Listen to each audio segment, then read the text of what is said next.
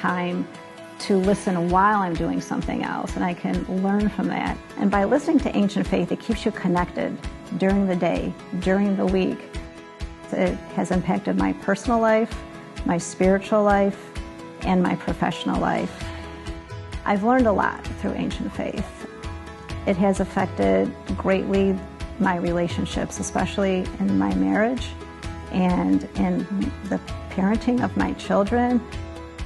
I am more intentional about how I respond to others. I'm trying to see Christ in everybody. I'm working on that. I understand so much more about my faith. This tool of Ancient Faith Radio is an exceptional opportunity for the church to support and to help to build this ministry that helps connect people on the internet to real places, real Orthodox parishes where they can find ministry, where they can find hope, where they can find help, and where they might be able to become Orthodox. I don't know of another ministry that's had a more significant reach and greater impact than Ancient Faith Ministries. I hear from people really all over the world who have listened to the podcasts, who have read the books, who have seen their lives and their faith transformed by the content. If you haven't listened to it before or read one of the books, I'd encourage you to do so. My faith informs my practice as a family physician, and through Ancient Faith, I feel like I'm able to see my patients in a more holistic sense. I was having a conversation with a patient about a particular struggle she was having, and I found myself echoing some of these concepts that I had learned in the podcast. It was just like it was flowing through me. And when we were done, she paused and she looked at me and she said, "Thank you, that was very helpful." And I felt like it was a moment of grace and true healing and strengthening for both of us. And that's very powerful.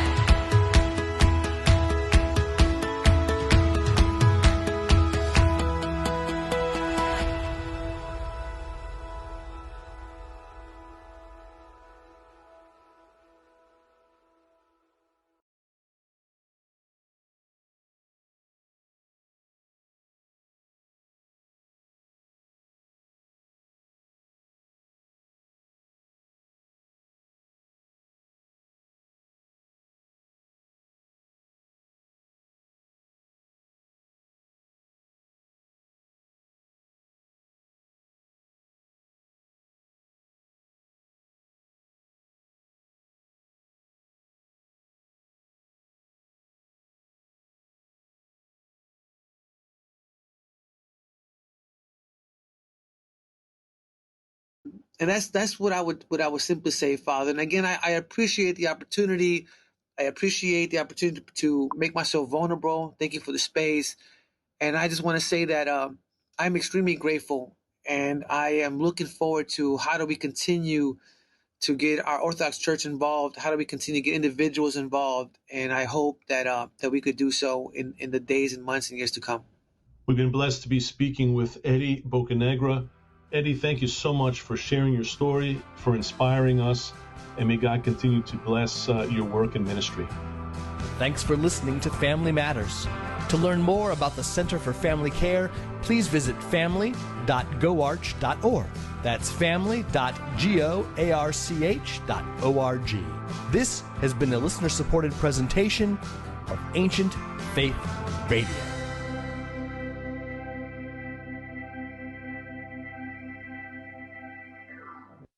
Giving the ancient faith a new voice. This is Ancient Faith Radio.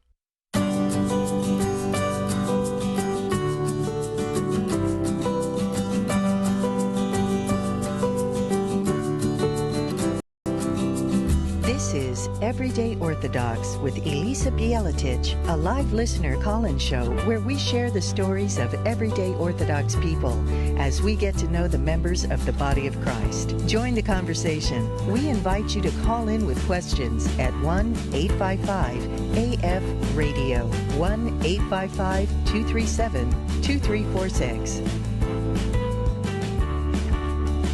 Christ is risen. Welcome to Everyday Orthodox. It is Sunday, May 3rd, 2020, and we are live on Ancient Faith Radio.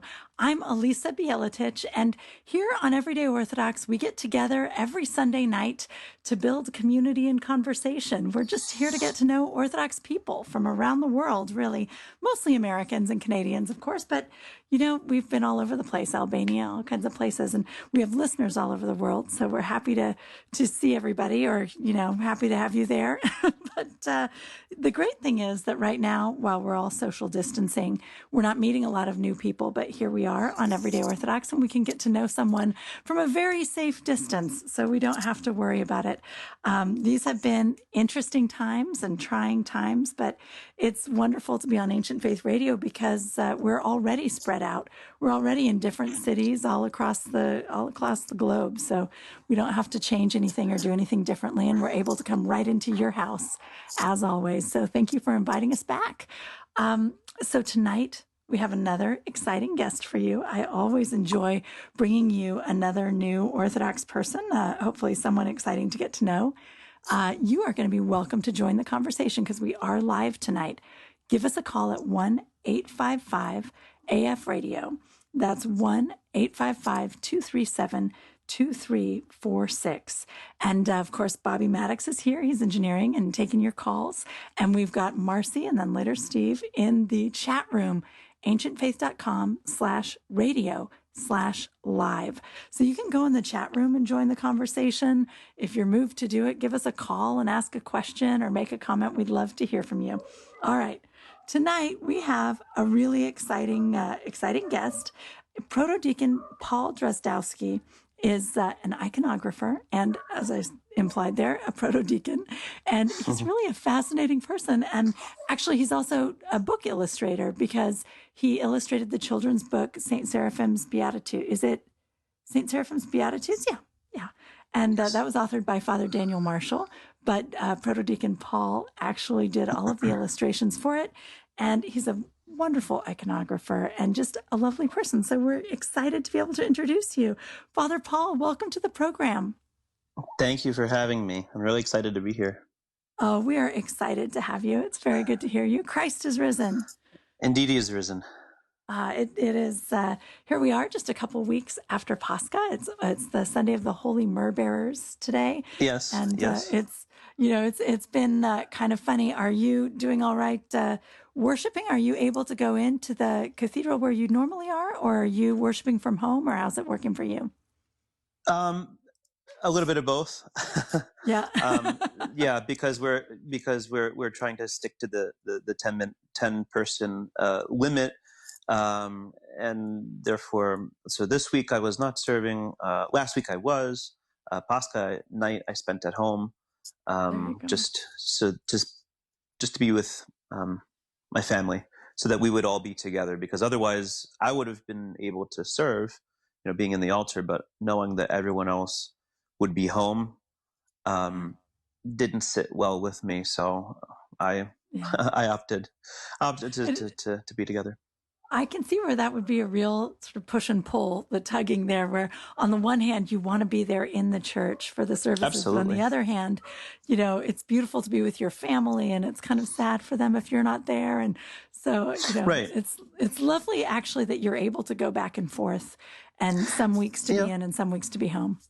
Absolutely. Absolutely. And, I figured also, as I told our rector, this weekend, how about I stay home and for this week, since I served last week, and this way someone else can come to church instead, and maybe they can go to communion, and they haven't been for a while or something like that. So, and St. George, we're on the old calendar, so for us St. George is this week, and I have that to look forward to regardless. So. Oh, are we already at? Oh, yeah, that's right. St. George's. Yeah. But you're still Holy Myrrh Bearers as well. We've still got the Pascha calendar in common, and then also St. George. Excellent. Yes. Excellent. So, all right. Well, so Father Paul, tell me about yourself. Where did you grow up? Were you always Orthodox? What kind of a home did you grow up in? Yes. Well, I grew up pretty much my whole life in New Jersey. Please don't hold that against me. No, I'll actually defend New Jersey to the death. I know it gets a lot of bad rap, but if you want to hear something, it's a beautiful place. It is. There are and a lot of trees like, in New Jersey. It's amazing. I like it there. There are. There's a great diversity, and that's what I like a lot about it. Almost anything that you want, you can find in the state: mountains, beaches, country, city, culture, wilderness, you name it. History. We have a ton of history. Right. So I was born in Perth Amboy. My family at the time lived in Newark because my father at the time was a deacon, and he subsequently became a priest. So I'm a PK. And there you go. Yeah, and my father was baptized in his infancy. My mother was not. My mother's a convert, even though she had family members, direct family members who were Orthodox. She came from a mixed faith family, and the Catholics won out, I guess, basically you could say. So she was baptized. She was baptized Catholic in infancy, but after Vatican II, she felt I don't know, not disenfranchised, but she felt, I don't know, a little bit differently. She tried exploring the charismatic movement, and it just wasn't really working out for her. And as a young nurse, she happened to take care of a Russian Orthodox deacon who was one of her patients. And she had heard about Orthodoxy, but she couldn't really get any definitive answers. Like, she hadn't met anyone who could really tell her very much. And this is the early 1970s, when there wasn't too much in English yet. Here she got a chance to take care of a cleric. And so, oh boy, she grilled him. And what's interesting is that that deacon later became Archimandrite Athanasi Mastalski, who was the guardian of the Myrrh-streaming St. Anna icon in Philadelphia, and he reposed several years ago at St. Tikhon's Monastery. Oh, how lovely. So yeah. God really lined her up with a pretty good representative of the faith. I would say so. So. And my father, along his father's line, we were always Orthodox. We were very staunchly Orthodox, actually, from Belarus. My grandfather came from Belarus. And we have a single bit of family lore that's been preserved.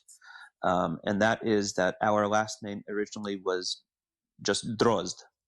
Not Drozdowski or Drozdowski. It was just Drozd. And Drozd in Russian means thrush, like the little songbird. Oh, nice.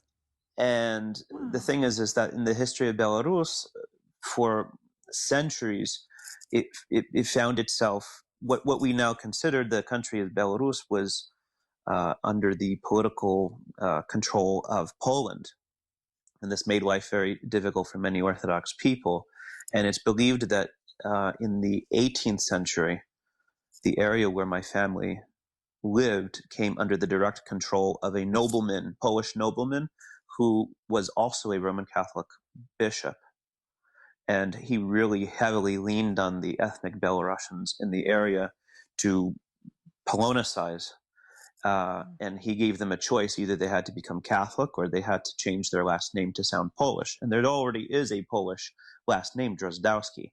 It's not that difficult to find in the phone book, or just put it through Google and you'll find quite a few Drozdowskis out there. But I'm not related to any of them because they're all Polish. They're all actually they come from that Polish family. Whereas it really wasn't a big deal for us to tack on the extra ending, if that meant that we could stay Orthodox, because we were not going to give up our faith. So. Absolutely. Well, I wonder if he was thinking that if you had a Polish sounding name, eventually you'd mix in with the Poles and forget that you weren't Catholic. I mean, it's sort of an interesting law to pass, right? Yeah, no, that absolutely. And it's kind of, it's a little bit ironic because within about 50 years or so, that was all part of the Russian Empire anyway. So for those Orthodox people, they had the persecution was over. Like it was really, you want to talk about, it's always darkest just before the dawn. It really was for my family in that regard. But that's beautiful. They didn't have to hold out too long. No. Good. And my great-grandfather actually graduated from the seminary in Vilnius before the revolution. He didn't become a priest. He didn't have any intent to become a priest, but during the Russian Empire, you could just go to seminary. If you graduated from seminary, it opened up a variety of careers, including like basic government clerks, school teachers as well. And I think it was something along those lines, not necessarily that he was there to study theology. That's interesting.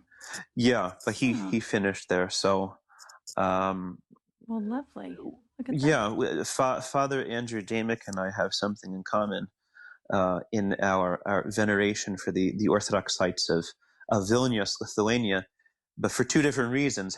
For him, because he's Lithuanian, but for me, because my family had a connection. And Vilnius is not far from the Belarusian border anyway. So there are some people that considered it kind of greater Belarus in a sense, but I don't know. That's sort of debatable. Well, that happens with those border towns. It really, I know in a lot of places, when you'll have people there for thousands of years, but where the border is kind of jiggles a little bit, Oh, absolutely. It moves this way, it moves that way. It's very people porous. Intermarry. Yeah. Right. Absolutely. So that's really so that's my father's father, and my grandmother, who just turned 100 last week, is Slovak, and she's actually Lutheran. So it was interesting for me growing up because even though my father was an Orthodox clergyman, we were still an interfaith family. So even some of my very earliest memories were of going to, either my mother's side or even my paternal grandmother and celebrating Christmas with them a little bit after a fashion on the 25th of December. But also we would be celebrating the Orthodox Nativity of Christ on the 7th of January for us, being in the Russian Church.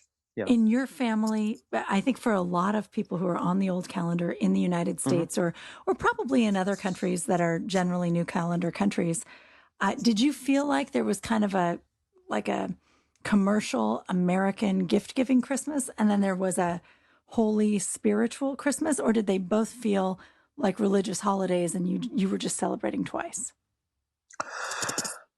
Probably more the latter, because I know that there were some of our parishioners in various parishes we were in, they chose to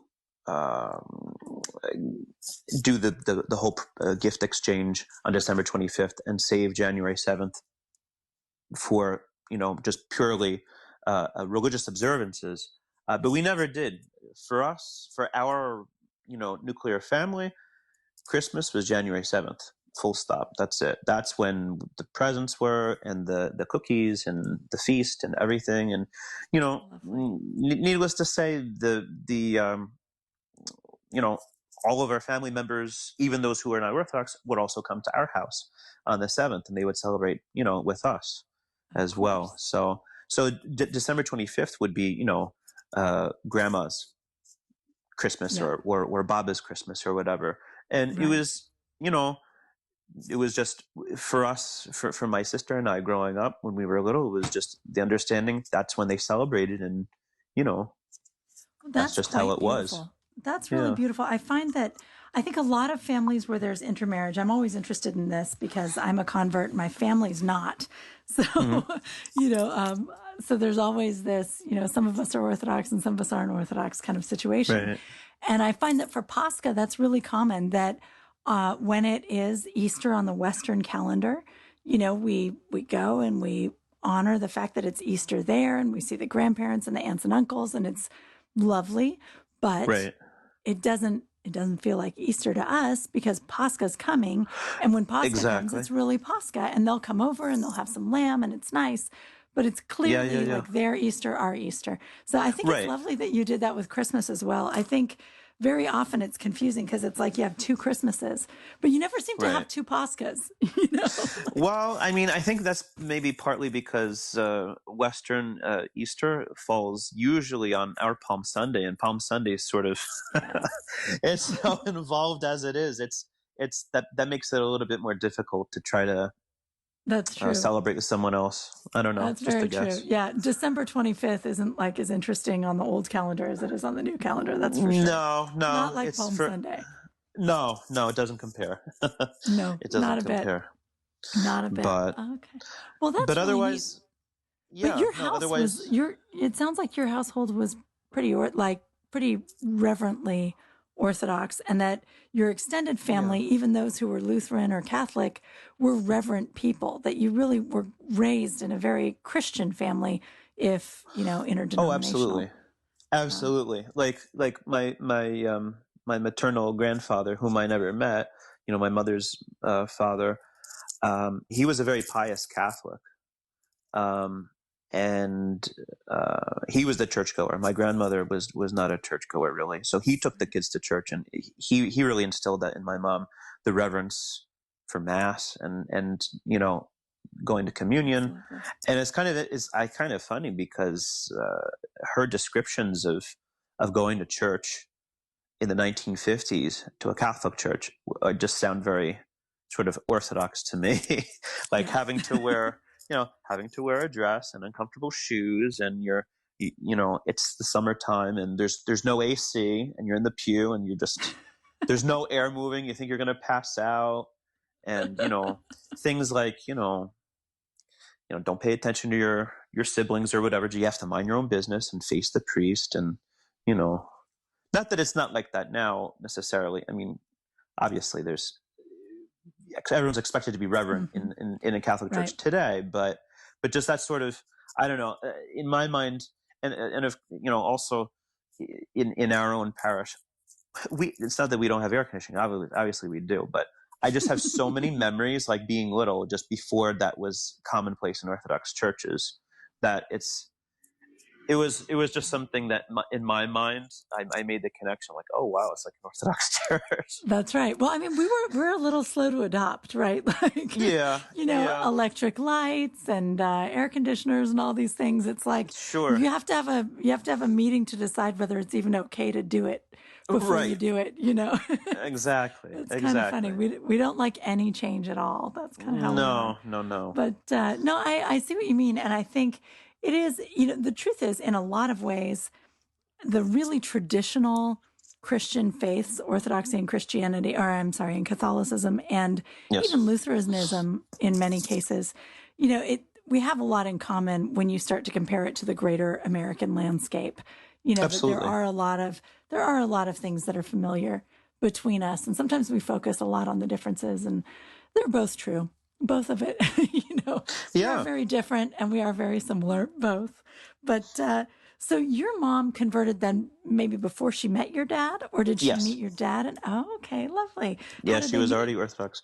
They met at a religious feast day in New Jersey. There's a Russian church of Saint Vladimir, and it's kind of a local landmark. When the Russian church abroad was celebrating the 1000th anniversary of the baptism of Russia, this church was sort of the site of the focal celebration. And there were so many people that the church itself was the altar, and all the people stood outside because it just couldn't accommodate the people.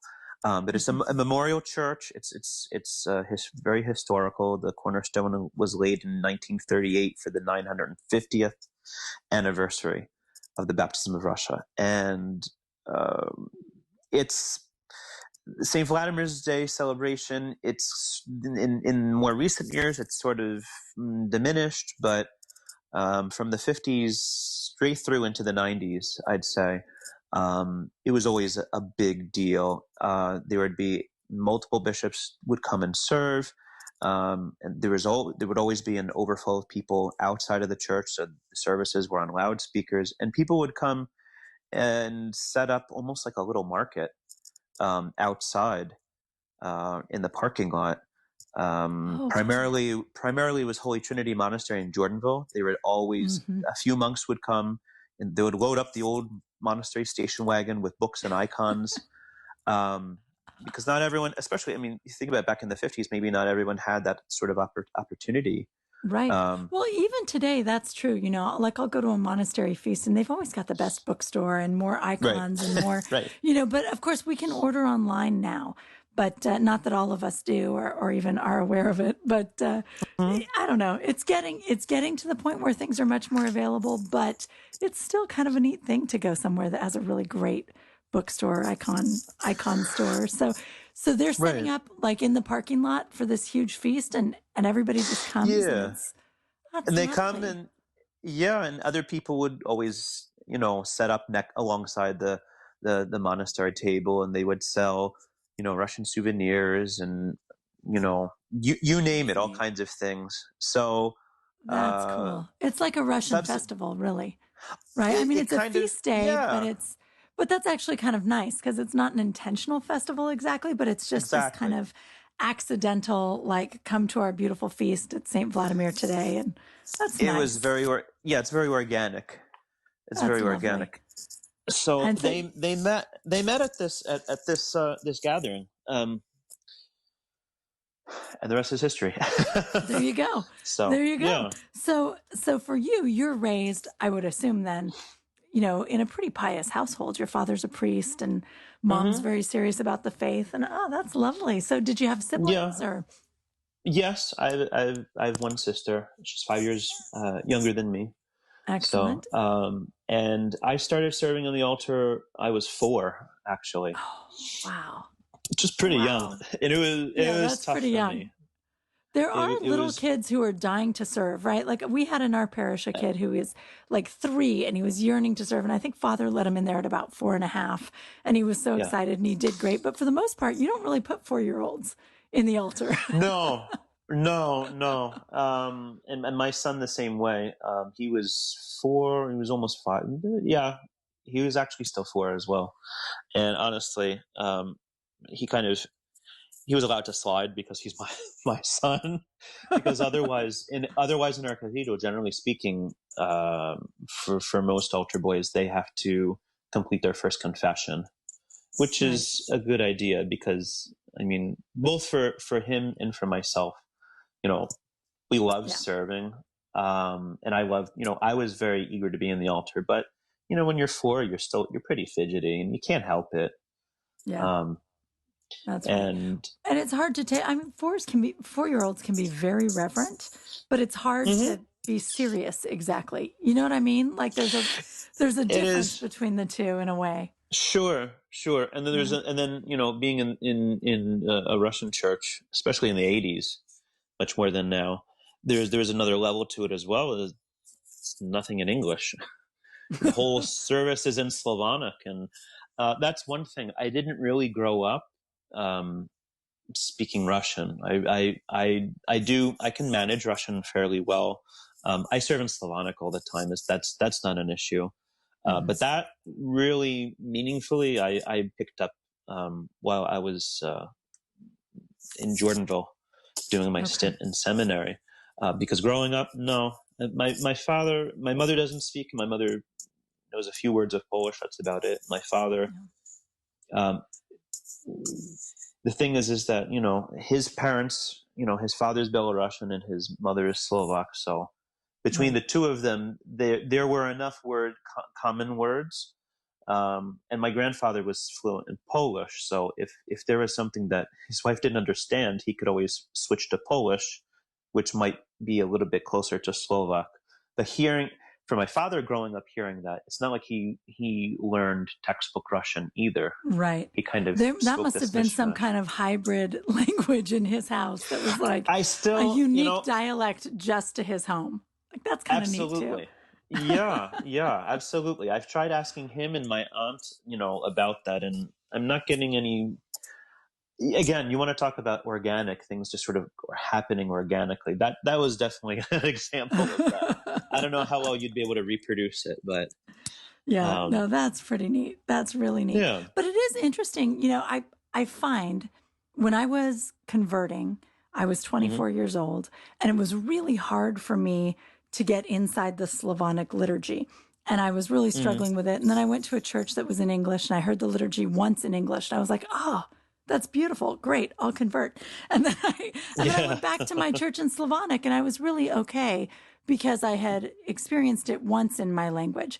And now I find that, I can travel around and be in a different country and go to a liturgy in a different language. And I can just sort of pick up from the rhythms, even what part of the service we're in, and it doesn't bother me. But so for you growing up, not really understanding Slavonic and not really speaking Russian, you're both kind of outside the conversation when the adults are sitting around talking, like you're not in the conversation socially. And then you're also not fully understanding the liturgy. Was that a problem for you? Or is it like you had done that from the beginning, so it really didn't bother you? Yeah, I mean, it's sort of, I didn't really know anything other. I had nothing to compare it to. So it was. And before I was serving in the altar, my mother would bring little Bible story books in a bag for me. And then from after my sister, was born and she was a toddler, it was for her as well. And if we had trouble, focusing, just sit down on the pew and just, at least read some biblical stories, and it would keep us quiet. And then, in the meantime, I don't know how else to describe it. Just in the meantime, just I guess probably for me, especially the aesthetics of the service, the singing and the icons and everything, I was always drawn in regardless. Isn't that lovely? I think that's I think that's a very common experience for kids who are like the children of immigrants growing up, or not even children of immigrants, but being born into the church, but being in a parish that's not English speaking. In a lot of ways, the beauty of the liturgy still comes in, and you kind of marinate in it. And it's not as difficult, I think. Whereas when we're coming in from the outside, trying to bring it on, it's a little bit more like, okay, I got to hear it a couple of times and understand it. Right. But it is really interesting to me that as kids, you can grow up in it and not technically understand it, but you do understand it in some way. It's kind of neat. Yeah. Oh, absolutely. Well, I mean, little kids, they can tell, they can feel the holiness. And, I do believe that, especially like with infants, they can see things that we can't. I think they can see the angels serving and things like that. I think you're right. Maybe that's the difference. That's very beautiful, actually. I love that. All right. We are going to go to break for just a moment. I want to remind our listeners, if you have a question or you want to talk with us, give us a call, 1-855-AF-RADIO. That's 1-855-237-2346. And of course, the chat room is open, ancientfaith.com/radio/live. And we'll be right back with Father Paul. Everyday Orthodox with Elissa Bjeletich will be back in a moment. Give Elissa and her guest a call at 855-237-2346. That's 855-AF-RADIO. My name is Joseph Clark. I am a seminarian, and I met my fiancée at orthodoxandsingle.com. My name is Deacon Adam Roberts from the Go Forth podcast on Ancient Faith Radio. I started Orthodox and Single in 2016 with a desire to help our neglected singles. Since then, we have celebrated over 30 wedding engagements and receive over 200 new members every month. Orthodox and Single is a proud supporter of Ancient Faith Radio. That's orthodoxandsingle.com. Once again, the website is orthodoxandsingle.com. And as always, it is free to join and browse.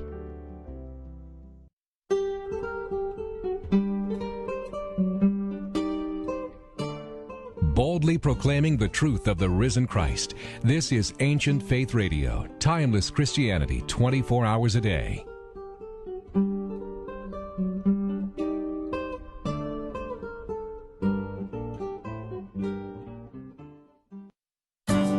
We're back with Everyday Orthodox with Elissa Bjeletich. Do you have a question for Elissa and today's guest? Call in now at 855-237-2346. That's 855-AF-RADIO. Here again is Elissa. And welcome back to Everyday Orthodox. I'm Elissa Bjeletich, and I'm here talking with Proto-Deacon Paul Drozdowski, and he's from New Jersey. And we've been talking about this very interesting background that he has in this lovely family. And so, Proto-Deacon Paul, Father Paul, yes, I would love to know, so as you come up with a father who's a priest, did you feel like you knew all along that you wanted to go to seminary? Your grandfather went to seminary, your dad went to seminary. Did it just seem obvious, or did it surprise you later on? It's something I sort of went back and forth on growing up. Just, I don't know, dependent on the year. Honestly, I would have to say I had arguably a stronger pull toward art. So it was like absolutely no question that I would, end up going to probably art school or just pursuing art in one way or another. Mm-hmm. In terms of going to seminary,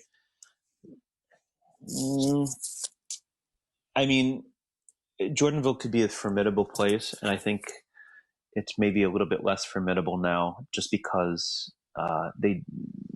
instruction is done bilingually.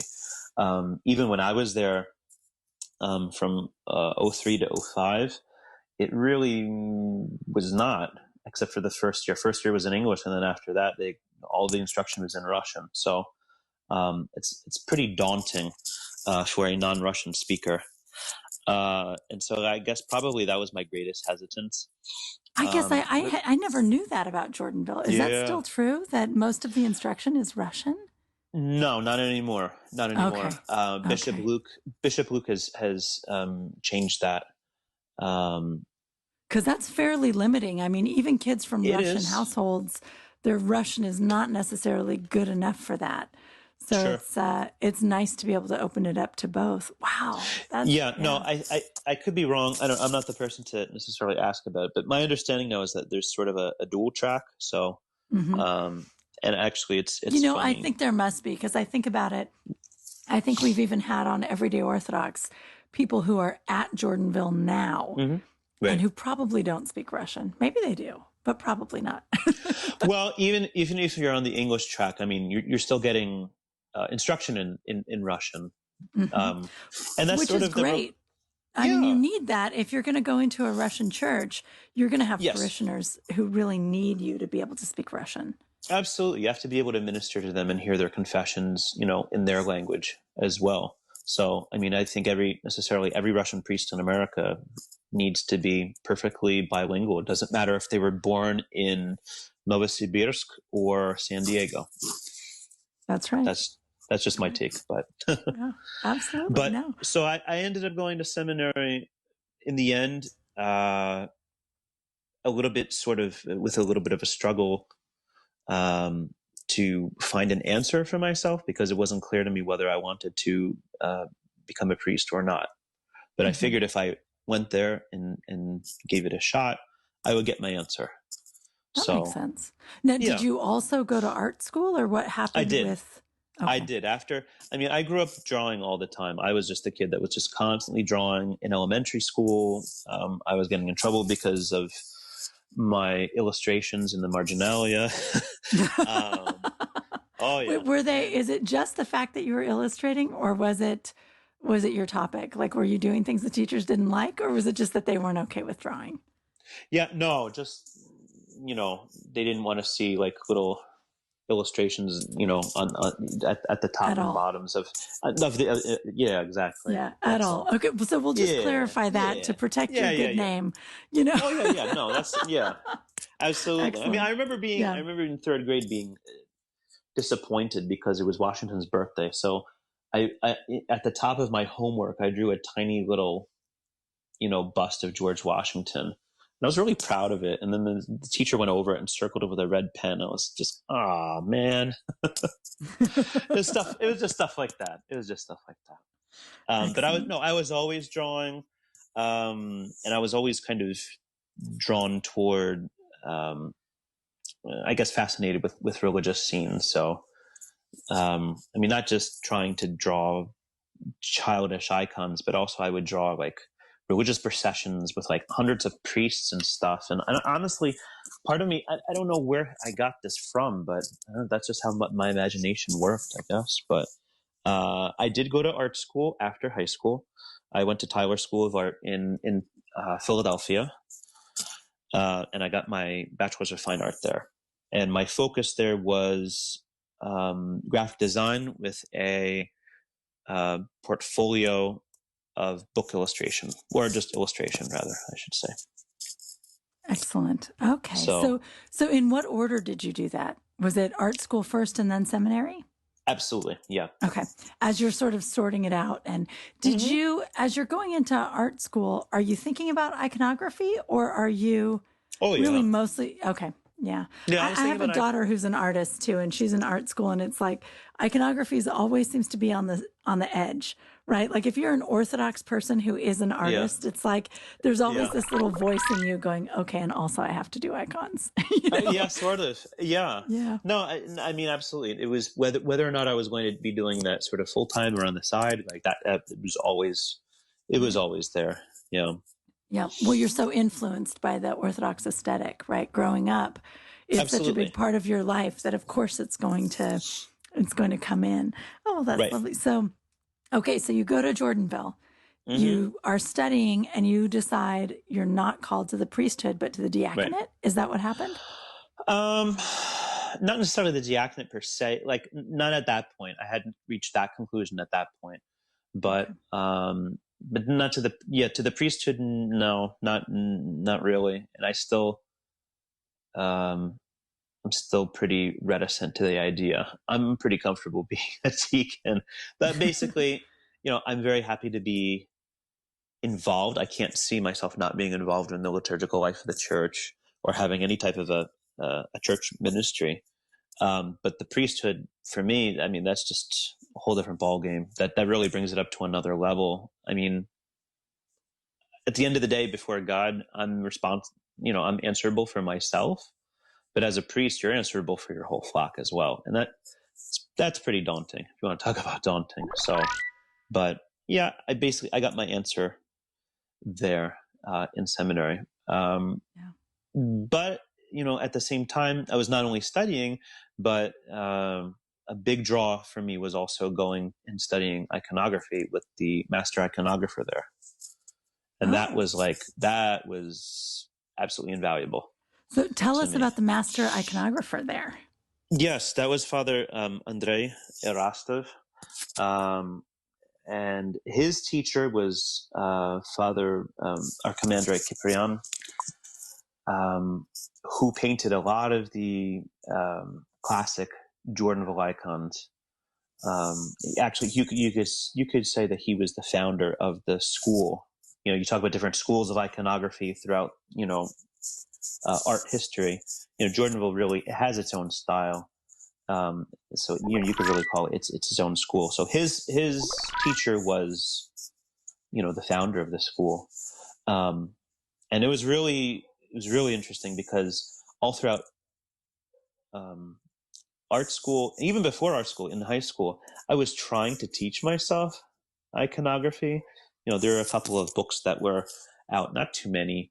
There are a couple from Oakwood Publications, and sort of described how to do it and the technique and whatnot. And I remember going to church and after liturgy, looking really up close, like 2 inches away from the icons, from the painted icons in our church. And I was trying to reverse engineer the layers in my head. Well, how did they paint this? That type of a thing. And I was trying to teach myself, and I found I hit a glass ceiling. And so I was very happy to finally just sit with someone, or find someone who would, teach me properly from beginning to end, from start to finish. And actually, I had to unlearn some things. It was very, very interesting, because I found that some of the things I had taught myself were good guesses. And other things, it was just, okay, yeah, good guess, but yeah, no, sorry, that's so far from the mark. And I had to unlearn some techniques. And then I sort of surprised him too, as to how quickly I progressed. But that was thanks to having a background at art school. So I understood things like color theory and composition and stuff like that. And so I was able to learn very, very quickly with him. Oh, that's wonderful. He basically gave me my learning icon with him was an icon of my patron saint, the Apostle Paul. And he sat with me, and first he had me do the drawing of the outlines just in pencil on a piece of paper, and then he showed me how to transfer it to the board. And then he showed me how to mix the paints, because he was teaching me with the actual egg tempera. Sure. And how to apply the paint and things like that. And after I would complete a step, I'd have to go tell him, because he was, in the meantime, he was also fulfilling his own orders for different churches and stuff. So he would come over, he would look at it very silently. He was a very strict monk. He's not there anymore. He lives in Australia. He's a very strict monk, very serious and usually very quiet.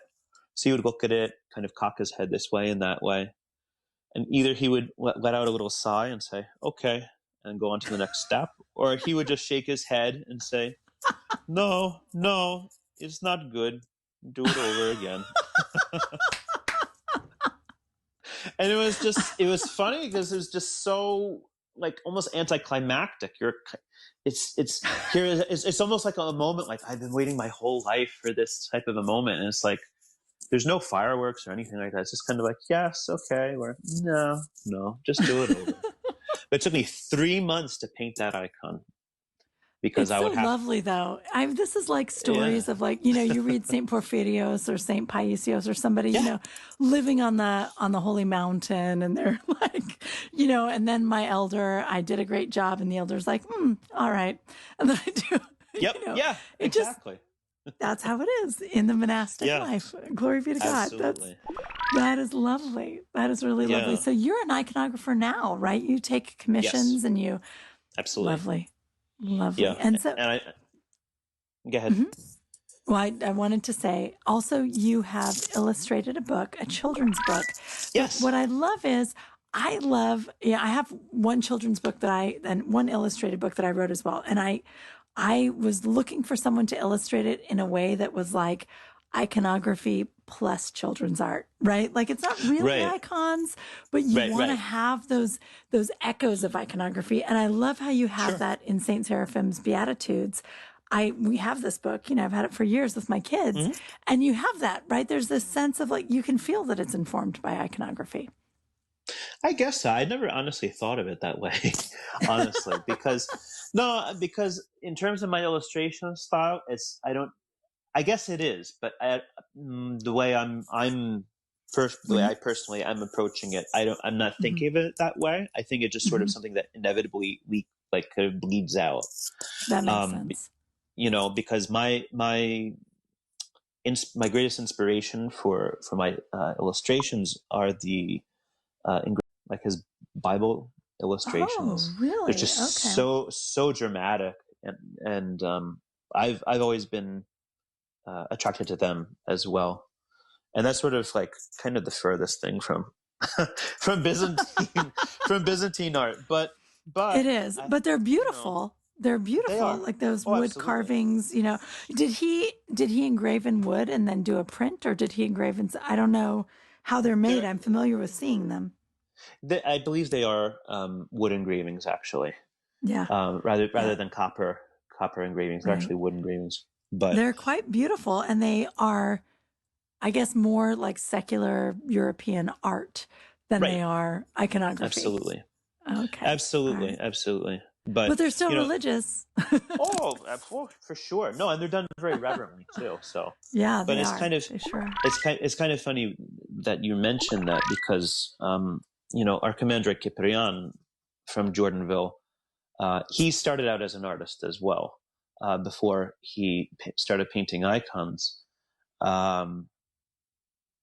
So, and he kind of he did both side by side, like if he had some time, he just wanted to, I don't know, decompress, I guess, so to speak. He liked to do watercolor from life, from imagination, whatever.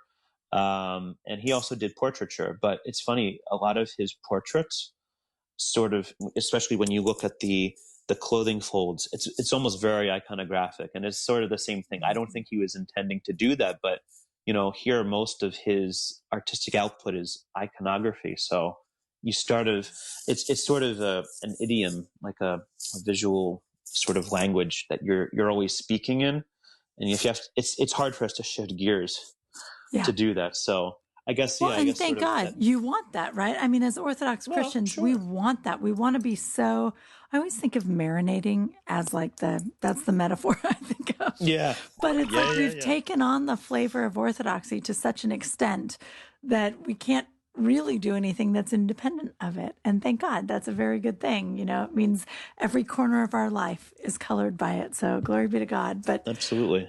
Yeah, that is really neat. So you went through art school and then seminary, and here you are. You're studying under a great iconographer, and you're learning so much. What do you do after seminary?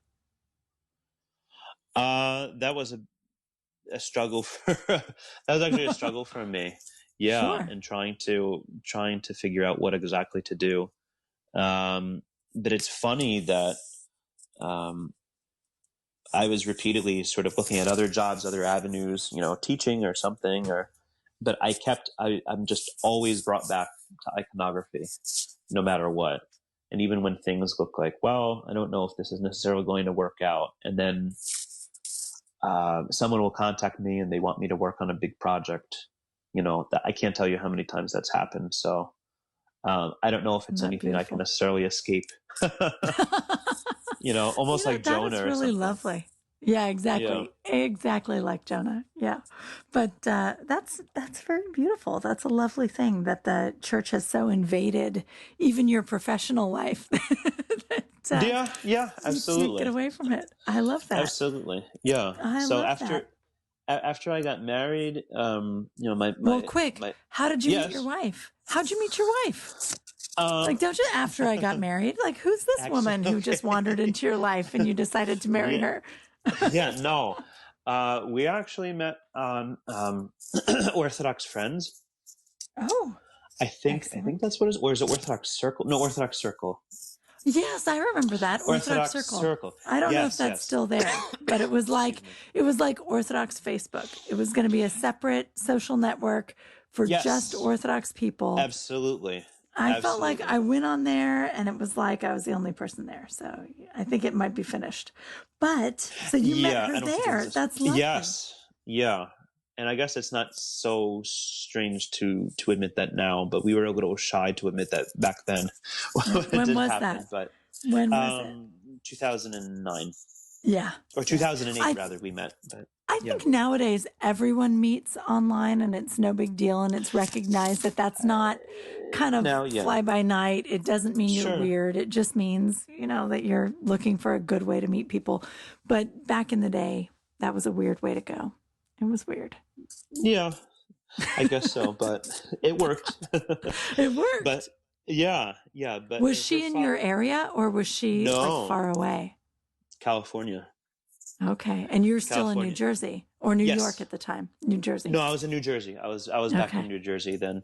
Okay. So yeah. So you dated long distance? How was that? Hard. It was very difficult. Yeah, we wouldn't even call it like dating. We just called it courting. Actually, it was more like sort of like courting. So I mean, we already had video chatting like capabilities by then. So thank God. We do video chat a lot. I mean, without that, I don't know, it would have been way harder. And then we would just visit each other as much as we could. You try to imagine people, right? Like writing a letter and sending it by steamship back to some woman in Russia who's then writing back to him. And 4 weeks later, he gets a letter. And after a while, he feels confident enough to marry her. Like, that just seems impossible, right? Like, I know. Thank God for video chat. Thank God for being able to connect a little bit more. So when you got married, she decided to come back east, or did you go out to California? She decided to come back east.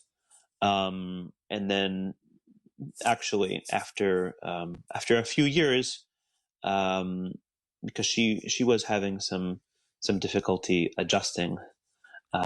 We did give it a shot, living in California. So after that, we lived in California for a year, and ultimately we found that was not necessarily the answer per se. I think a lot of times we think that the location is the issue and that we can solve it with another location. It's like, very few things are really geographical. We just have to get comfortable. That's true. We just have to get comfortable where we are. Yeah. Exactly. So but where are you now? You're back in New Jersey?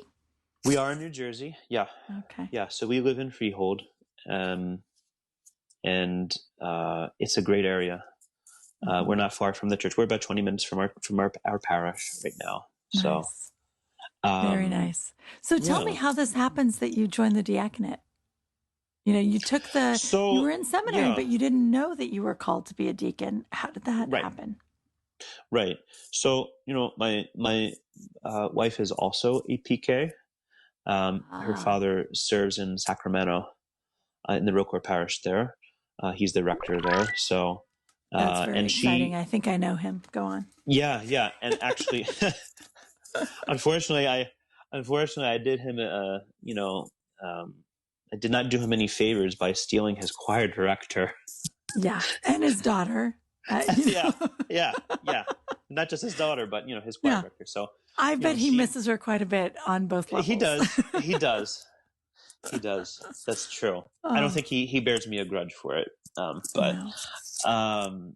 So she grew up in a pretty intense clerical household as well, and being on the kleros and doing services. She knew the services, even though she didn't go to seminary. She knew the services at least as well as anyone from seminary.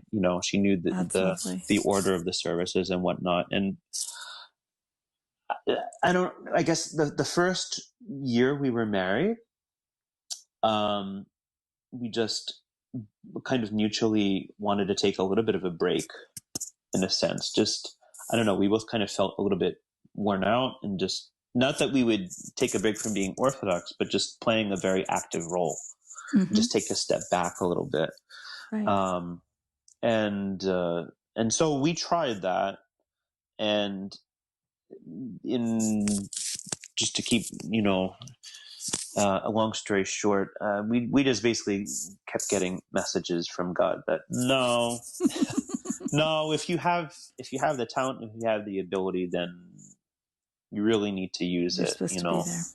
Exactly. If you have the capability.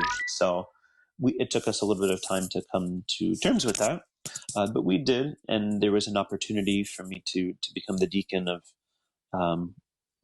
actually at the time it was St. Vladimir's church that I had mentioned earlier. They had no deacon, and they needed a deacon. Where your parents met. Oh, exactly. Lovely. They needed a deacon, so I very happily became the deacon there. So I was there for beautiful. 3. Yeah, I was there for 3 years, and then, like I said, in California for a year, and ever since then. So it's going on 5, 6. I lost count of the years now that I've been at St. Alexander Nevsky Cathedral. That's lovely. So I've been there ever since. I have to say, as a mom, I have girls who are in their 20s, and it's true, in our youth, sometimes we do take a little break, and sometimes we do when you grow up so immersed in the faith, and the faith is such a given, and an active role in the church is such a given, sometimes you have to step back just to find out that it really is you who wants to be in the church, and it's not just your circumstances. It's not just your parents that forced you into it. You know, that gives us hope. For all the parents out there, did you hear that? They stepped away and they came back. Oh, absolutely. You know, I think parents, we have so much anxiety about it.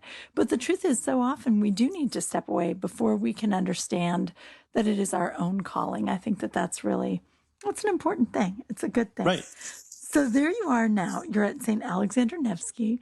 You're married. Do you have children? What's your life like now? Yes. Yeah. So we have 3 children. We have boy, girl, boy, 8, 4, she'll be 5 soon, and 2.5. Oh, you're in it. You are just fully in it. Oh, yeah. Absolutely. Yeah. That's lovely. That's just beautiful. They're great though. And like I said, our son, our eldest, he really enjoys serving. It was really difficult for him in particular this Pascha that he couldn't be in church. Like, it was just inconceivable. Like, how come, what do you mean? It was like, he could not wrap his mind around this, like, at all. I mean, that's how much he loves serving. Thank God. So, but they're all sort of artistic in their own little way, actually. Isn't that lovely to see well?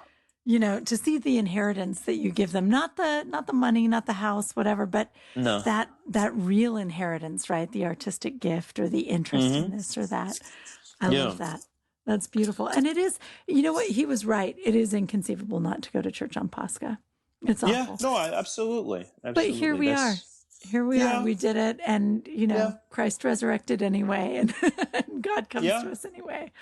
Thank God. Yeah, no, absolutely. And he felt, he felt the Paschal joy as well. And he even admitted it as well, even though during the when we were watching the live feed, he was pretty upset, but he also got through it. I saw it, and Christ, the Paschal joy does shine through no matter what the circumstances. It really does. And, I was thinking as Pascha approached so much about people who've celebrated Pascha in the gulags and in the concentration camps and all these other places. And God comes to you where you are, and Pascha happens no matter where you are. And it's really true. And of course, what we were going through is much less than being in the gulag, right? We're not, being threatened or being tortured or anything like that. But not being able to go to church is a big deal. It's a big, big deal. But perhaps our kids grow up with a certain wisdom, that they'll have now. Absolutely. Well, thank God. Well, Father Paul, it is lovely to get to know you. I feel like you should come back and we should talk more and more about your iconography and about all the wonderful things that you're doing. But it is lovely to get to know you, Father. Thank you for coming on the show. Thanks for having me. And thank you to our listeners for joining us, and come back next Sunday night. We will have another fascinating Orthodox person to talk to you. Take care, and Christ is risen.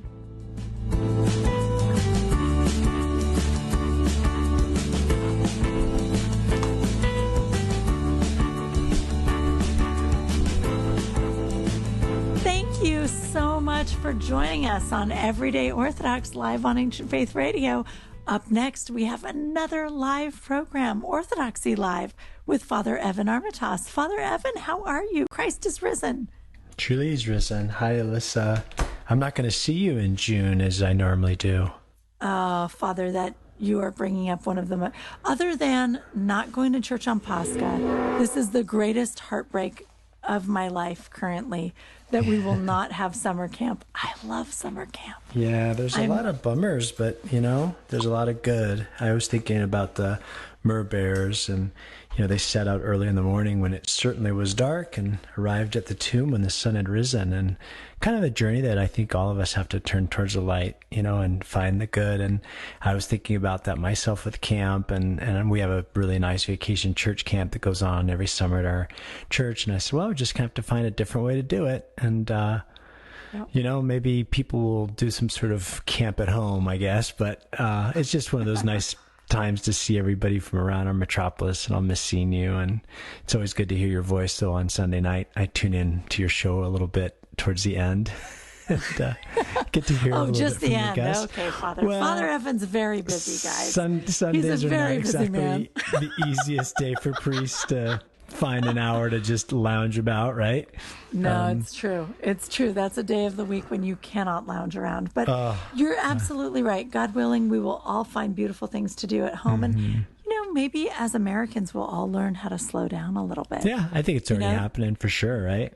There could be some really good fruit that comes from just staying home for a while. I hope so. Seems to be the truth for a lot of our parishioners, right? And they're finding that little home church become real. So, well, tell your family hi. Thank you, Father. Love to your family as well. Tell your girls I will miss having them at camp. You bet. I'm usually a camp counselor to at least one of your girls. So send them my love and take care and have a great show tonight. Yeah, I'll see you next week. Thanks, Father. Glory to the Father and to the Son and to the Holy Spirit. This is Orthodoxy Live with Father Evan Armitage, a live interactive call-in program where your questions about the Orthodox faith are addressed. Father Evan is the priest at St. Spiridon Greek Orthodox Church in Loveland, Colorado. Call in your question at 1-855-AF-RADIO. That's 1-855-237-2346. Here now is Father Evan. Good evening and welcome to Orthodoxy Live, your live call-in show about the Orthodox faith, her teachings and traditions. I'm your host, Father Evan, and we're streaming to you live here on Ancient Faith Radio. It's May 3rd, 2020. I'm glad you're with us, and Christ is risen. It is the Sunday of the Myrrh Bearers as we make our way through this Paschaltide until we celebrate the leave-taking of Pascha this year on May 27th, and then the Feast of the Ascension the following day. We look forward to taking your calls this evening, and you can reach us, as always, at 1-855-237-2346. That's 1-855-AF-RADIO. You can also get us at ask@ancientfaith.com. That's ask@ancientfaith.com or orthodoxylive@ancientfaith.com. Or if you go to the main page of ancientfaith.com and you look at the live radio button, you can scroll down and record a question there for me anytime that you're listening to this program, even as a podcast or in your commute. Many of you have done that this past week, and we'll see if we can get to some of those recorded questions. Of course, you can listen to this as a podcast, and if you haven't yet liked us and written a review, that always helps to spread the work of Ancient Faith Radio and this program. And you can also link up to our Facebook page. And I think last week I was told that there's lots of ways now to listen. We're part of many different video and audio feeds now. And Producer Bobby, I think you're in the studio tonight. If you just type in the chat box how people can get to us in other ways. Now, of course, we hope that you are also supporting us in this time. I'm sure many of you are in situations where the pennies are tight, and so we certainly appreciate your support. Of course, you can visit our store, and also,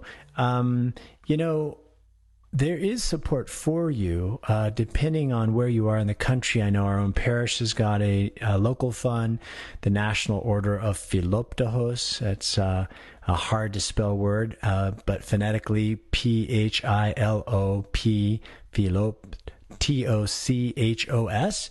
National Philoptochos has got a fund for financial relief, and so does the Greek Orthodox Archdiocese. You can go to GoArch, GOARCH.org. Our own parish is, of course, keeping you guys busy during the week. You can catch a number of things.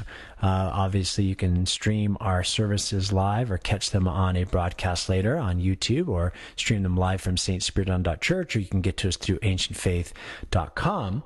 We also offer our weekly Bible study for you on Tuesday mornings, a Saint Story Time for kids on Tuesdays and Thursday mornings, a teen chat Tuesday afternoon, a college chat on Friday, and something we added last week is lunch with Father Evan, and you can get all of that straight from our online calendar at stspiridon.church. If you need prayer, please let us know again here at Ancient Faith or again at our parish. There's a link to add your prayer requests as we consider what's going on. And of course, our thoughts and prayers are with those who have suffered from this illness, those caring for them, those who've lost loved ones, those whose businesses have been affected, you name it. And of course, this morning during the liturgy, I reflected on the fact that, there is a tendency, if we're operating in the dark, which means operating in fear or judgment or jealousy, or anger or bitterness or without mercy, that we can make a misstep during this time.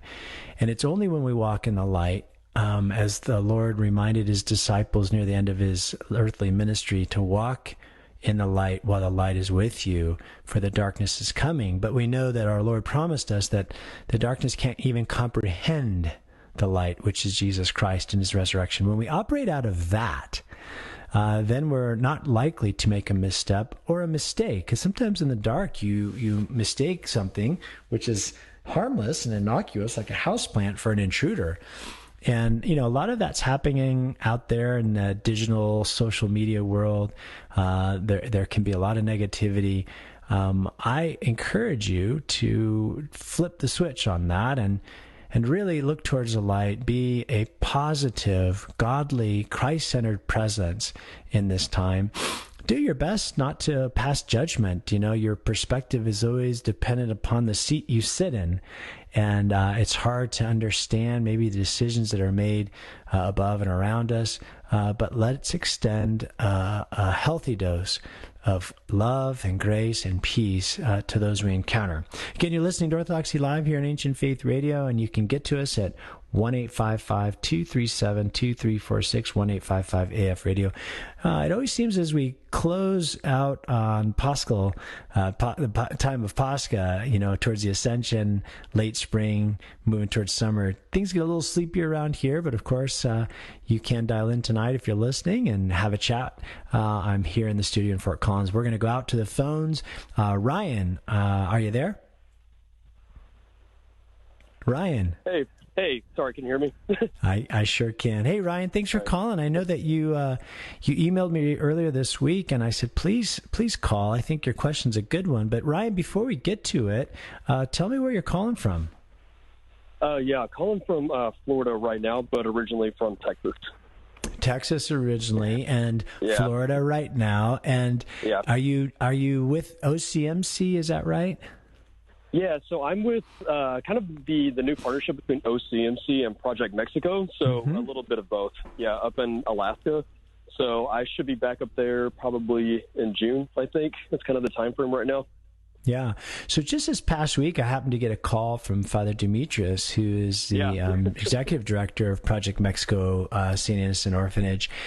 He works with Father Nicholas Andrew Chow down in Rosarita, or not in Rosarita, I'm sorry, just outside of Tijuana. Yeah. And we've talked a few times about this interesting partnership that's happening, but I think most people are totally unaware of it. Give us just a 30-second snapshot of this partnership and how you come into play with it. Yeah, sure.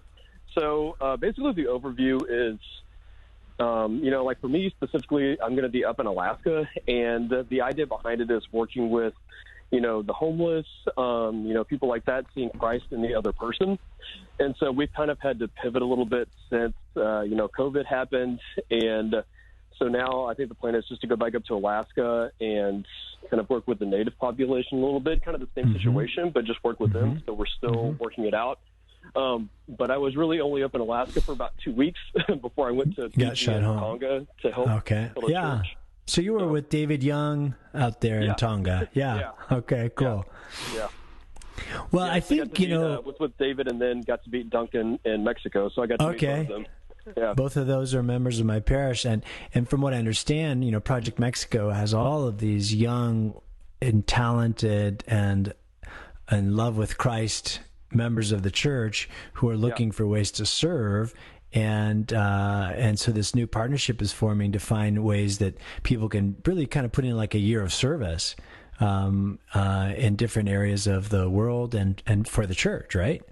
Yeah, exactly. And one of the things we're working on right now, just because with everything going on, is trying to get teams of people in, certain cities in their local area to help out with food pantries, anything like that. I'm more than happy to give my email out for people to reach out if they want to do that, because that's definitely something we're putting together. So it's going to be Ryan, RYAN, at projectmexico, all one word, .org. So Ryan at projectmexico.org. Awesome. Yep. Well, Ryan, I know that wasn't the reason that you reached out to me, but when I sorted through who you were, I thought, boy, it would be interesting for people just to know about that, as that is an emerging ministry. And Father Demetrius had called me just to see about getting someone fired up in our region, doing the same thing, working with various nonprofits and partnering with them, because in many ways, this current build season down at Project Mexico will probably be quite different than it has been in years past, as people back out of traveling across the border, even though I know Father Demetrius told me that the trips for Project Mexico and the builds will still be going, but many people may opt out and take a voucher for next summer. I think that's probably what our parish will do as well, just because people's fears about crossing the border are, they're reasonable. And people want to stay safe, and they're uncertain how things will, be handled, in the months to come. And it raises a whole level of uncertainty. But with that, you had I think a very apropos and important question to ask right now. So, share it with us. Yeah, sure. So, the main reason I reached out was just, I'm sure a lot of people are aware, recently an archbishop in the United States mentioned that it might be a possibility, or he mentioned that it was his personal opinion that there's a chance that non-Orthodox spouses of an Orthodox person could receive communion. And maybe just because I'm a convert to Orthodoxy, maybe a little bit sensitive to that stuff. So just wanted to reach out and see what your opinion of it was. Yeah, certainly anything I would be expressing on one side would be opinion. On the other side would be, trying to give what is the stated position of the church. And so the stated position of the church is that's not something that the church allows. So in other words, only those who've been baptized, chrismated, and we should say are active and in good standing, should approach and receive from the chalice. And, we know from the words of St. Paul, that to receive the Eucharist in an unworthy manner can really do harm to someone spiritually and perhaps physically. And so the chalice is something that we do not look at as a means towards union, but rather the sign that a union exists. Now, I do know that the Archbishop in question was commenting in an informal setting, and I think he sort of patted his comments on the side by saying, look, this is my opinion, and it's not my decision. He subsequently was challenged on the topic again in a public forum, and he said again, said, look, I don't get to make that decision, but it is my opinion, he said, that those who have been married in the church and are part of the sacramental life of the church in that sense, and are, if you will, friendly to the church, perhaps it would make sense at this time to allow them to receive. I think those comments, that opinion of that bishop, he's entitled to an opinion for sure. He's entitled to express a pastoral concern. But I think it has to be hedged by the broader conversation that has to occur not only within, let's say, the synod or the ecumenical patriarch or the patriarchates. That's a big decision, and it's just really not something that I think anything would happen around, even in the short term. Short term meaning 3-5 years, even 10. When you ask me my personal opinion, I would say, better than giving you a personal opinion, I would say, let me give a pastoral opinion. I've spent almost 2 decades as a pastor, as a priest, you're pastoring and shepherding a community. And, the ins and outs of pastoring a community are, it's both rocket science. It's really complicated, and it's also art. It's not just a formula, or, it's just not math or engineering. It's also a bit of artistry. It takes a really gentle touch. And it takes a great deal of, I would say, knowledge and humility. You've really got to know your people, you've got to know yourself, and you've got to really be humbled by both. And so, I think it's dangerous to make quick moves. It's dangerous to make sort of unilateral changes. I think that a decision like admitting someone to the chalice outside of chrismation and baptism, for me, in the pastoral setting that I'm in, would be problematic. Sure. Because of something that you yourself just mentioned. I mean, yes, we do have people who've entered the church really through marriage, but are not participating in the sacrament. But then I've got a whole host of people, who outnumber that, really, who are journeying and wanting and desiring full communion and willing to go through a process of being a catechumen, being, baptized or chrismated, being confessed. And so, it's a really hard thing to say, well, for one group, that is not really the process which the church has always followed will be followed anymore. So I think in my perspective is that I think another path exists, and we've attempted that in our parish. We really incorporate the member of the, we call them a member of our church, but they're not sacramentally attached through the Eucharist, but they're a member of our church. They participate in the liturgy. They participate in the life of the church, its ministries. They sing in the choir. They become stewards. We even have a separate ballot that they can use during times of elections. We count their vote, but we can't record their vote. We do everything we can. We invite them forward to receive a blessing. So I think there's another way to really honor people who are not yet. And I think, it also honors them in terms of the decision they want to make. Now, I'm not trying to get in opposition to that bishop's stated opinion. I'm just expressing, my experience, right? Sure. Yeah. And I had another really quick question. If it's, if it's okay, if we don't have time, that's perfectly fine. Mm-hmm. But obviously there's several jurisdictions in the United States.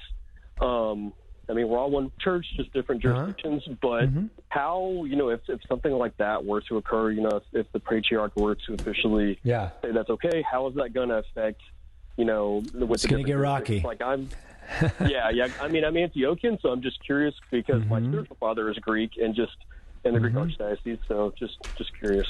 Yeah, I think, that's the thing. It's like, when we consider decisions like that, it can have a tendency to really rock, the unity and the union of the church. Sometimes that's needed. I don't know if it's needed here. Sometimes a bold decision has to be made to clarify, our faith in Christ, and regardless of, how people are going to line up. But something like that has a real, I could see that being really problematic. And so, that's why I said I don't think anything in the short term, meaning 3, 5, 10, even 15 years is possible on that. I think it would take a lot longer and a lot bigger discussion before we got there, if we got there, and I don't think that we will. I think, again, it's a stated position of one bishop. It's not in any way an authoritative position of the church. And, bishops make statements. They often make statements, that are either received or not. And let's not forget that whether a decision is accepted or not is dependent upon the faithful.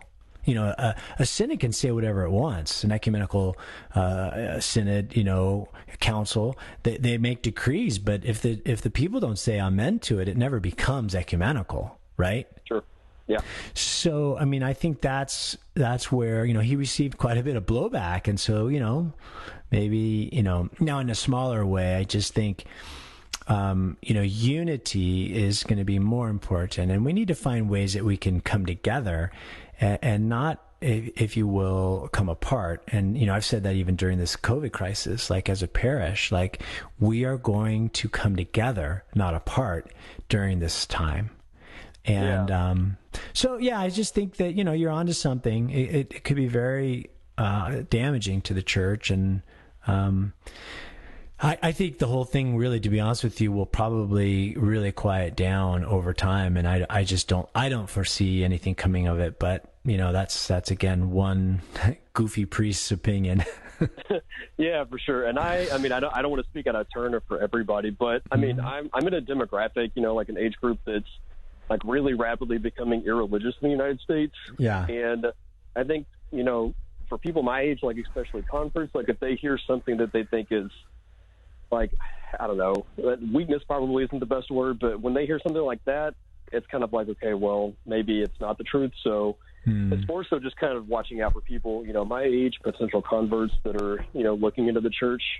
Well, that's why I gave that second path, is that I think there's a way to attract people into the church and not, if you will, quote unquote, lose them when they marry someone who's not practicing Orthodoxy. I think there's a way to attract them to Orthodoxy and go about it in the way that we always have, which is to demonstrate and show the life of the church and draw them in. So, I don't know that that's the path, and that's based on my experience as a pastor, and it's been very, I would say, blessed. That's been most people in my parish who have married people outside of the faith, their spouse becomes part of the community and becomes an active member. And eventually, I'll be honest with you, they usually decide they want to be fully sacramentally part of it as well. So, well, Ryan, thanks for calling. Great to have you on the show. Yeah, thank you, Father. I appreciate it. All right, take care. All right. Bye. Bye-bye. Well, as Ryan drops off, that does open up a line for you at 1-855-237-2346. We're going to go back out to the phones. And Mike, are you there? I'm here, Father. Hi, Mike. Welcome. You're calling from? I'm calling from Northwest Missouri. Northwest Missouri. Well, nice to have you on the show. Tell me your question. Yes, my question is actually was kind of raised by my son, who is an evangelical pastor and has since chosen to basically be an atheist. But the question is that about the archaeology and evidence for reigns of David and Solomon. Oh, yeah, you emailed me this week. That's right. Yeah. Yeah, so your question is about archaeology and scripture, archaeology and biblical characters, right? Right. The Old Testament describes a vast and expanding kingdom with incredible influence and wealth. And my question is, and my son raised, he says, archaeology doesn't seem to verify, and he says there's a discrepancy there that, this is an obvious, an incredible influencing kingdom during those times, but archaeology doesn't seem to support that. Yeah. Doesn't seem to support that. Yeah, I mean, I would say to you that in terms of, let's say, a counterpoint to the narrative within Scripture, it's not very helpful to actually use your trump card as being that of archaeology. Rather, biblical archaeology is rather robust. I mean, to the point of, they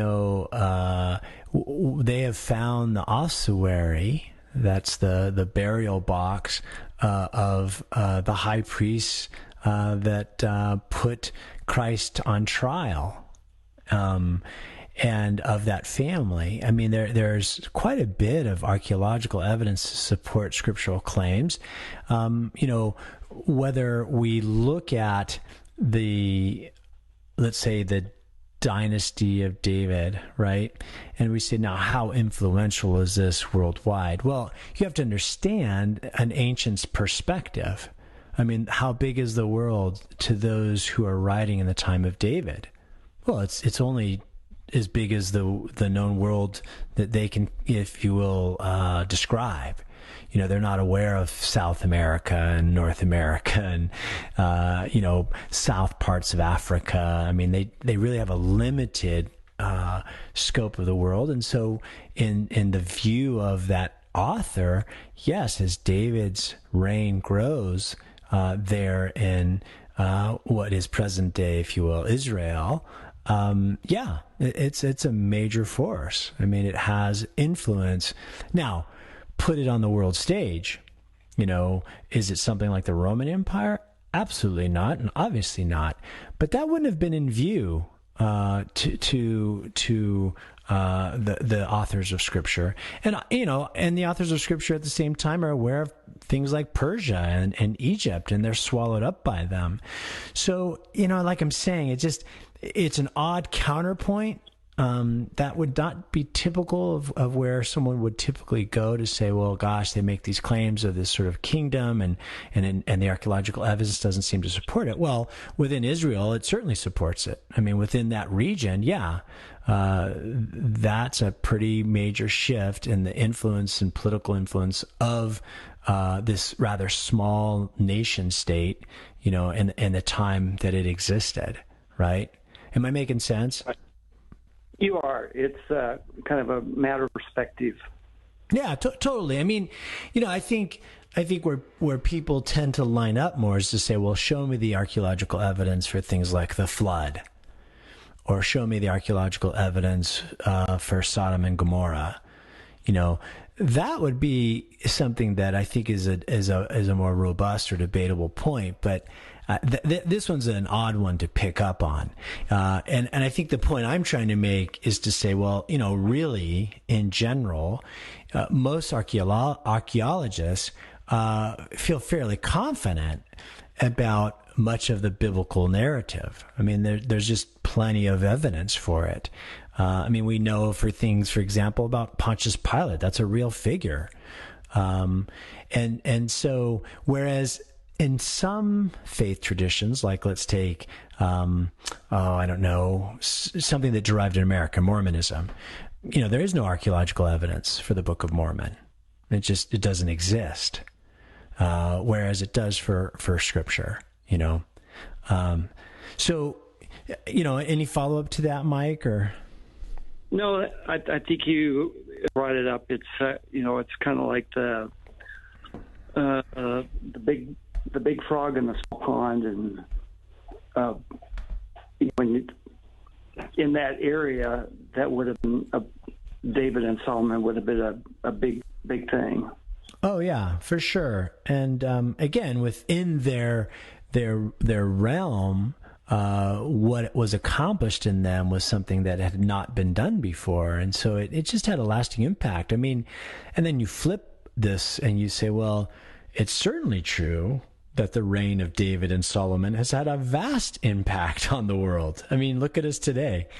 I'm in Fort Collins, you're in Missouri, and we know who King David is and King Solomon is. I mean, we're on the other side of the world. Right, but I couldn't tell you much about some of the Assyrian kings, or what I'm saying, some of these smaller nations that existed in and around the Crescent.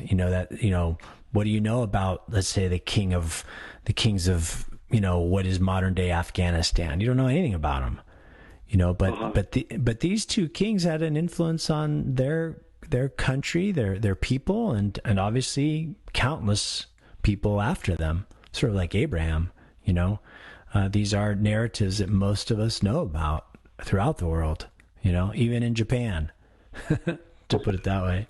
So, okay. Well, thanks for calling, Mike. Father. Yeah, great to have you on the show. You bet. Take care. Bye-bye. Bye-bye. Well, again, you're listening to Orthodoxy Live. We've hit about the midway point in our program. We do have a couple of open lines here if you'd like to call in at 1-855-237-2346. That's 1-855-AF Radio. I mentioned as we opened up the program that several of you call in and record questions, and we got one from Chuck. And I haven't listened to the question, but we're going to take a listen to it right now. So let's listen in. Father Evan, this is Chuck. I am a member of the St. Anna Greek Orthodox Church in Salt Lake City. My question today involves the coronavirus and the attitude we should take towards the virus as Orthodox Christians. I have seen some emails and podcasts from certain Orthodox priests that suggest that our civil rights are being usurped by closing our churches, and that by staying away, we exhibit a lack of faith and a fear of death. What is the proper perspective we should have with regard to the rules and regulations set forth by the government in terms of dealing with the coronavirus, and particularly in our ability to worship as a body of believers? Thank you. Well, thanks, Chuck. It's a great question. It's an important question. Lots of people have been asking it, and I don't know if we've ever met, Chuck, because I've met some members of the St. Anna community out there in Salt Lake City, and your incredible, beautiful priest, Father Anthony Savas, has been on this program, and I've been working with him recently on a grant application and project. So if you hear this response, please tell Father Anthony hello, and please greet our sisters and brothers there at St. Anna's. If you're in the Salt Lake City area, either interested in Orthodoxy or are Orthodox, I highly recommend visiting and checking out this incredible new parish, St. Anna's. They just bought their first building, which they're going to convert parts of into a permanent church.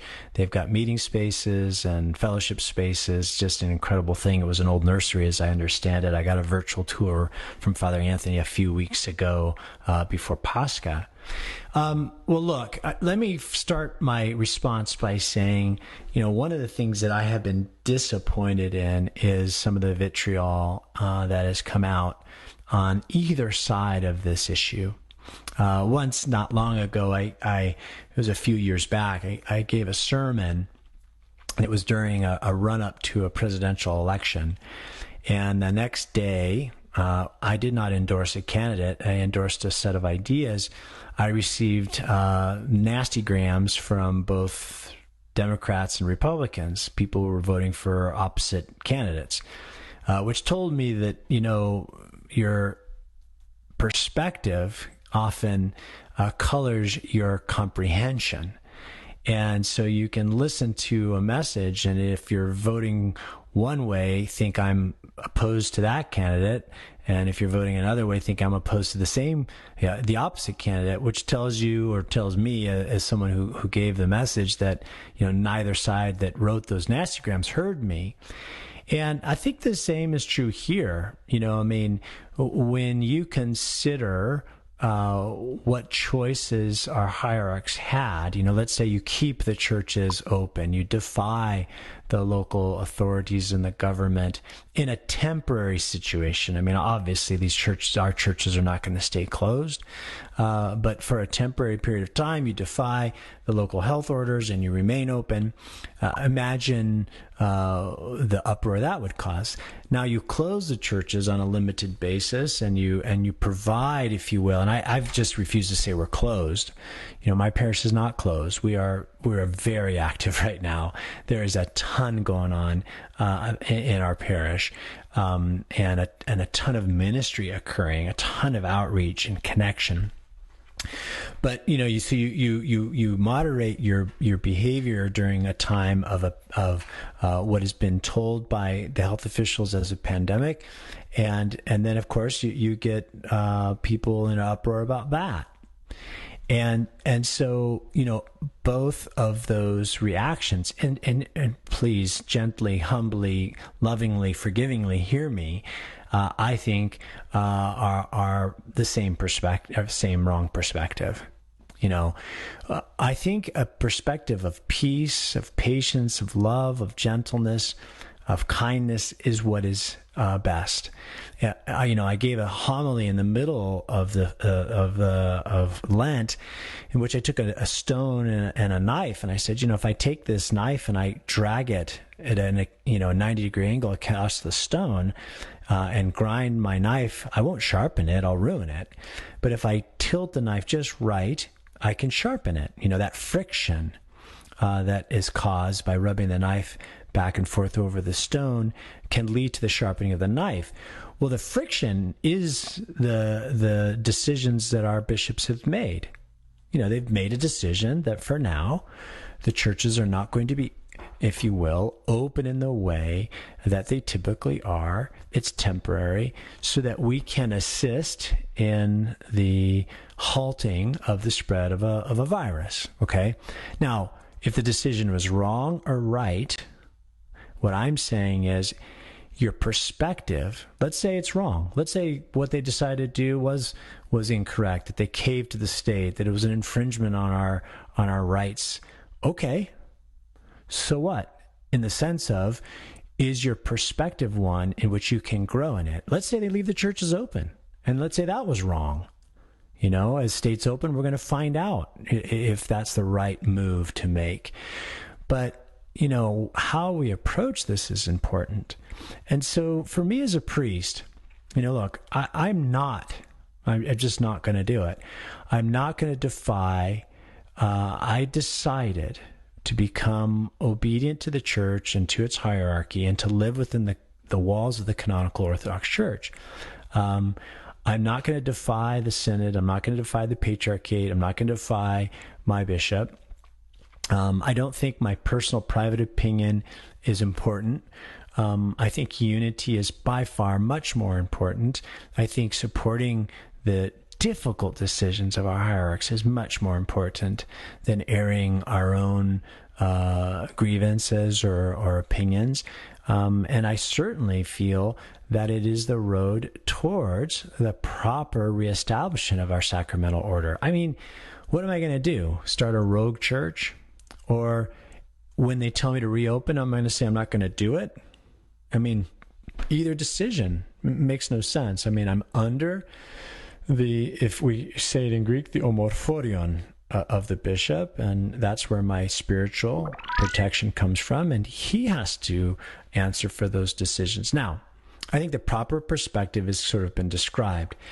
Now, to those who feel that our rights are being trampled upon, that the decisions they made were wrong, okay, we can have those opinions, but I don't think we should have them with rancor or animosity. If we look at, let's say, a place like Mount Athos, which is often the canary in the coal mine, if we get close to something that really is disturbing, they're not in an uproar. If you look at the monasteries in America, they're not jumping up and down, banging on the doors of churches saying reopen them. They're handling these decisions with peace, and it's my understanding that the conversations have already started about reopening churches. That most likely we'll see in the next Sunday or two that the faithful will be invited based on the proper method and way of reopening churches. In terms of the conspiracies, this is a state conspiracy. This pandemic's not real. Again, I can't answer that. I can't tell you what I've experienced. I have experienced a number of very ill people. I have doctors in my community who have said, I've never seen the census at the ICU be what it is, with so many otherwise healthy people on ventilators. I mean, this is crazy. It's not like the flu, as some would say. Now, has there been, millions of deaths? No, thank God there hasn't. And please God, let there not be. And if our measures have, let's say, delayed or stopped or given our medical community time to understand this and work better against the virus, and praise God if it has.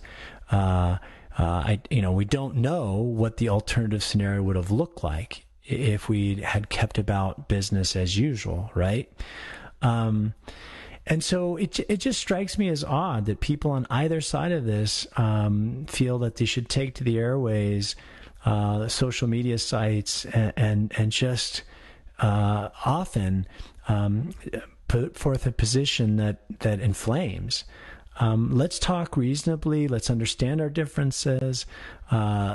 Let's grieve the fact that we aren't together, but let's not come apart over it. And it's not unprecedented. The church has had times where its typical life is not possible, and that's okay. What I've seen is nothing but good come from it, really. I mean, people are in their homes realizing how important it is to keep a sanctity, build a home life of prayer, to long for the Eucharist. How's that bad? To look forward to a time of regathering and being once again in one another's company for the Divine Liturgy. Just a lot of good, is what I see. So, Chuck, thanks for asking such a great question. For those of you whom I've offended in any way by my response, please understand, I'm not advocating that this was the best decision or the worst decision. I'm rather just advocating respond to it, wherever your position is, with peace, with love, with a prayerful spirit. Let's come out of this having held a perspective towards our spiritual development. Let's pivot off the good news of the resurrection. Let's not take our cues from the news, from conspiracies. Let's rise above that. Let's not abide in ingratitude and judgment. That's not what a Christian's supposed to do.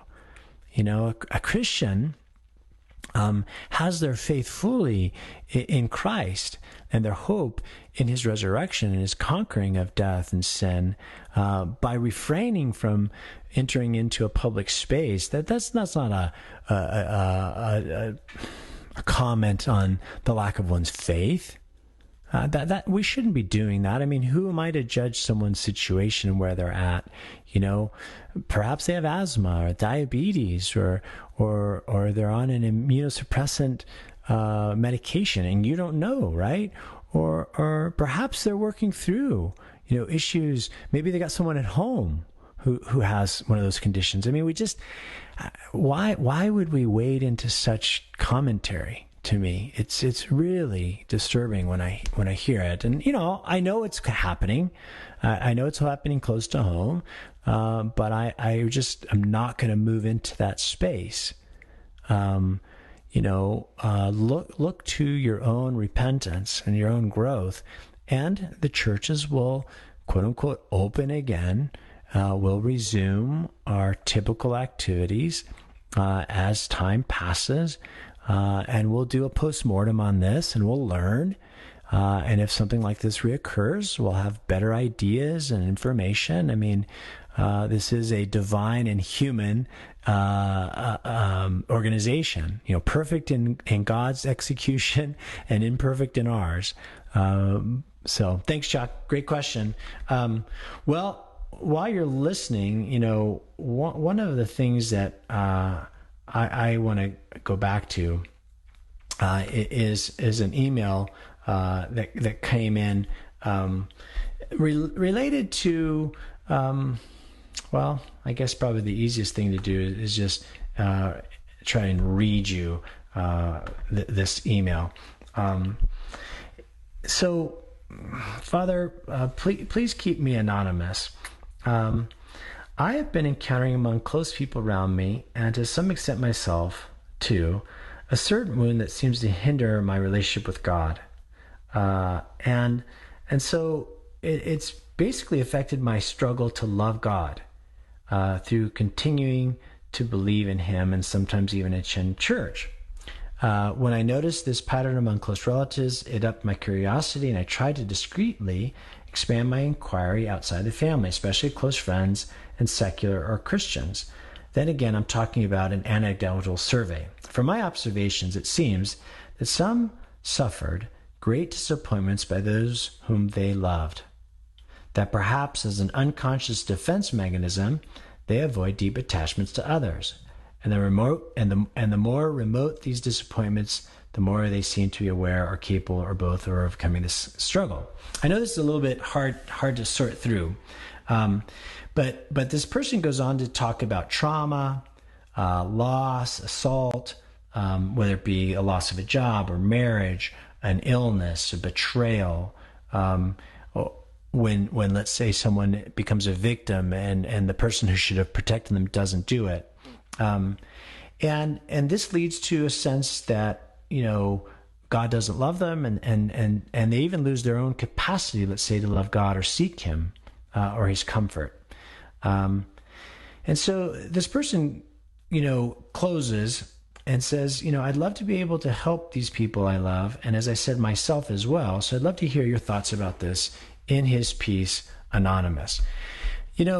Obviously, this person is writing from a personal experience that they've had, and also witnessing, let's say, the wounds of others, and wondering, how do I heal, and how does another whom they have suffered heal themselves? One of the things that I would say from the get-go is let's never underestimate time. It's important to have some time. It's important to have some time in a positive way, not just, some length of time, avoiding one's pain, avoiding what one suffered with, or even medicating it in some way or disassociating it from it. But time to think through, to pray through, to converse with, that's one thing. The second, I think, is seek help, whether it be yourself or for others. I'm often confronted with a pastoral situation that I cannot wade into because I don't have the expertise. So depending on the trauma, if it's drug or alcohol or sexual or physical, find the expert, the therapist, the counselor who works in that field. And if you want it to be someone who's Orthodox, there's lots of Orthodox counselors that do this work. I often refer parishioners out to an Orthodox counselor. And sometimes the counselor says, I'm not the right person for this job either, so let's get them to the right person. Physical care. Often this is a third element. People who've gone through trauma need to resume healthy habits, sleep, exercise, diet, healthy work-life balance. Obviously, in the view of the church, the spiritual disciplines that can come along, forgiveness, working through what that means, being merciful to oneself and to others, considering the power of love, reading through scripture, prayers, learning to fast again, perhaps, resources, books, seminars, these can help.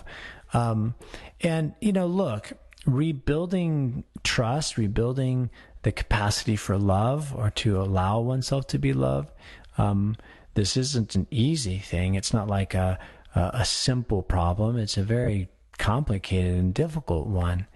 And so not only is the time needed, but the expertise and the careful attention to a situation like this is needed. Sometimes people sort of dabble in healing. It takes a lot of effort, and for myself and some of the wounds that I've incurred, it takes years. And sometimes it takes longer than one expects. I mean, we certainly can beseech God and ask him, to come alongside where we're at and what we're dealing with, for sure.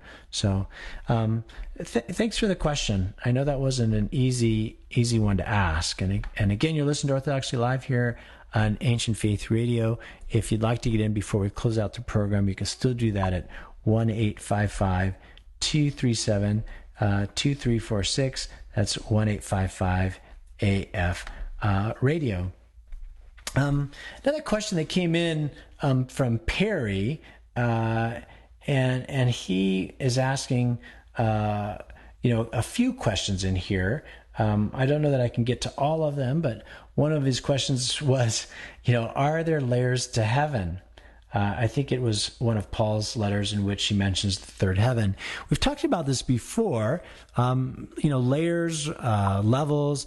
This is a human way to experience or talk about an experience that's really not about, getting off on an elevator in heaven on floor 3 and, rummaging around that floor and then saying, okay, I've passed some sort of test.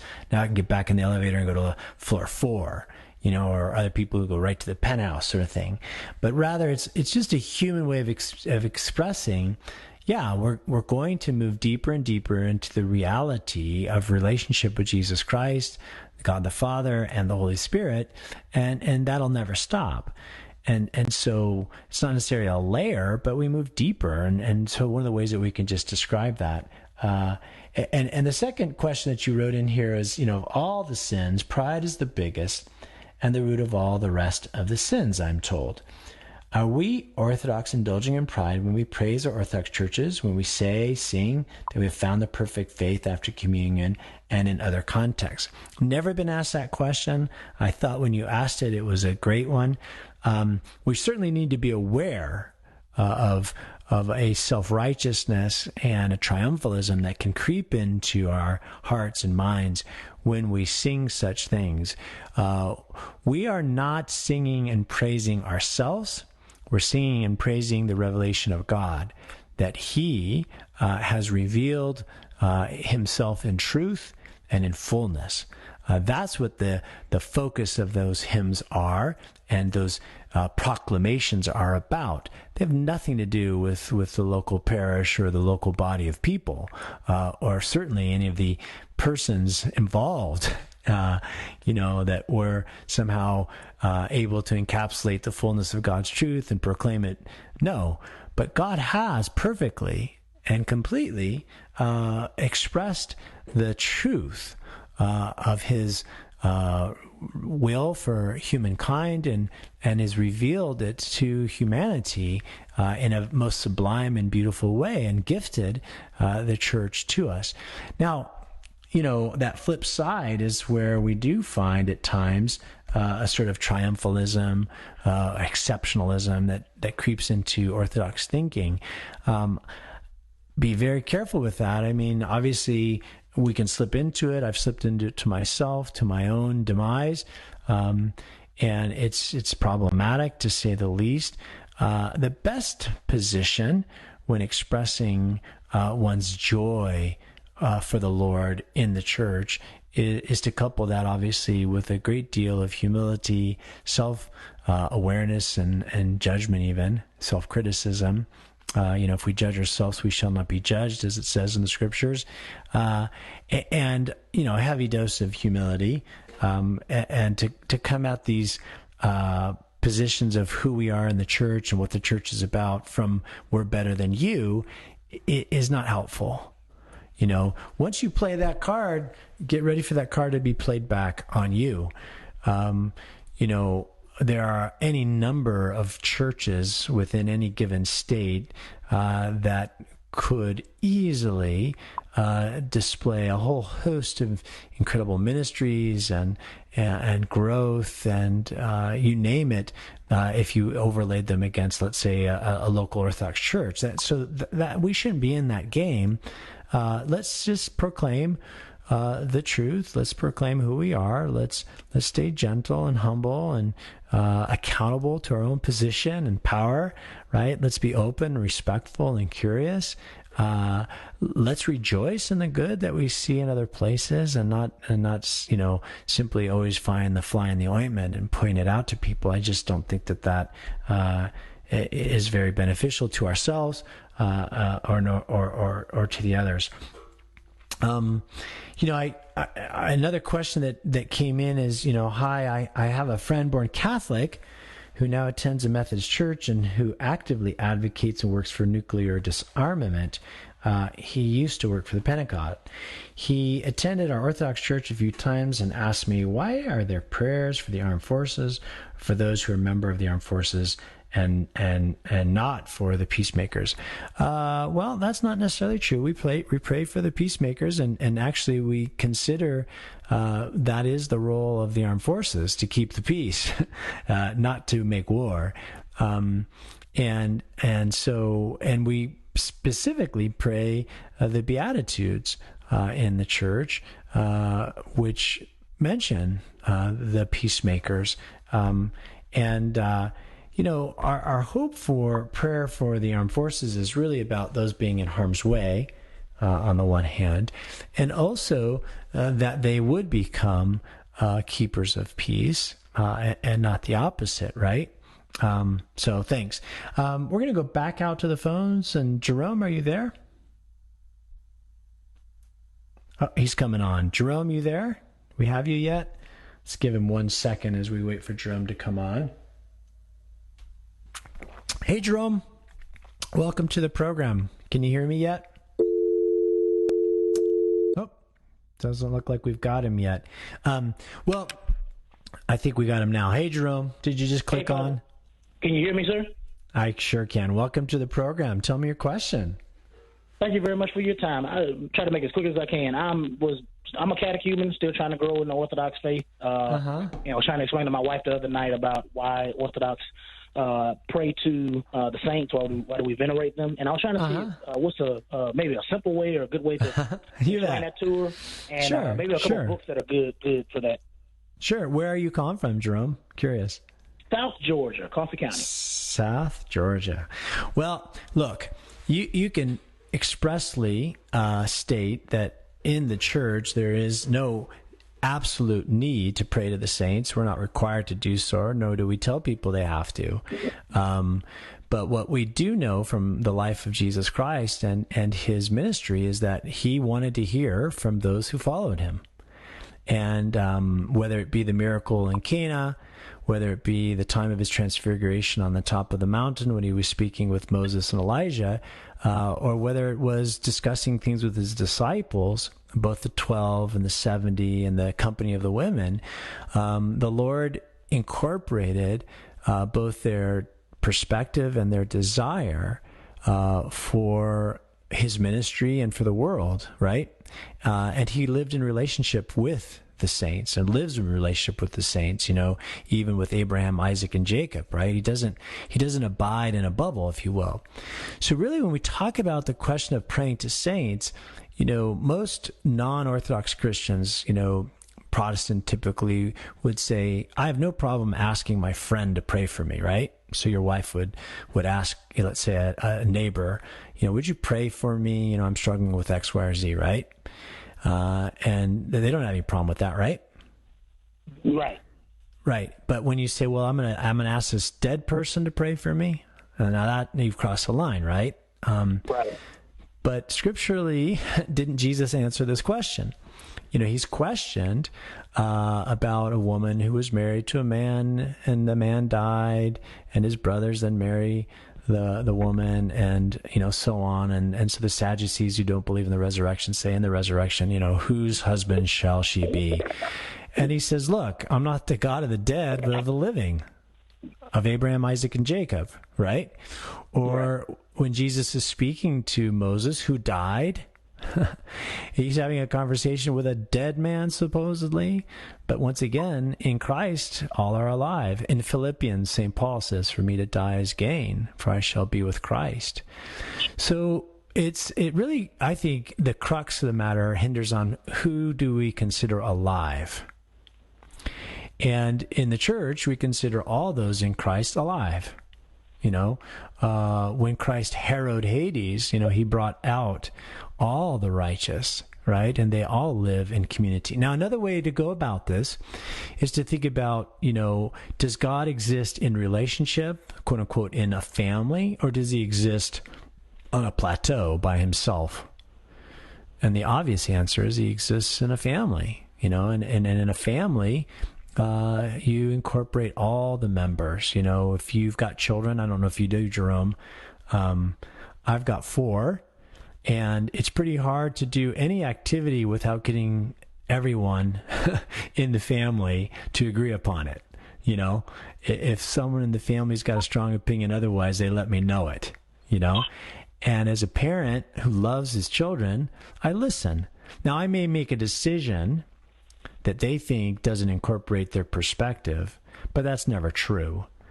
And so in a similar way, we would say, God exists in a family. He listens to his saints. And so when you and I ask St. George, St. Barbara, St. Spiridon to pray for us, that's how a family operates, and God has said, the prayers of a righteous man availeth much, as it says in James. So he wants to hear from his faithful members, right? That's a quick and dirty answer up against the hour. Thank you very much. I appreciate it. You bet, Jerome. Call back, and if you want to email in, we'll post some books that you can use as well. Okay? I sure will. Thank you. All right. God bless you. Christ is risen. Truly, he is. Thank you. Thank you. Bye-bye, Jerome. Well, it's nice to close out the program with you, Jerome. And once again, we thank you for joining us. This has been Orthodoxy Live. I'm your host, Father Evan. We are a live call-in show here on Ancient Faith Radio. We broadcast each and every Sunday, 8 p.m. Eastern, 5 p.m. Pacific. If you missed any part of this program, want to listen to past programs, you can do that as a podcast.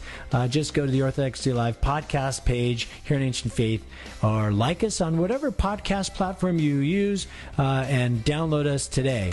Once again, please support us as we continue our ministry during this pandemic. And for Ancient Faith Radio and Orthodoxy Live, I'm Father Evan. Good night and God bless.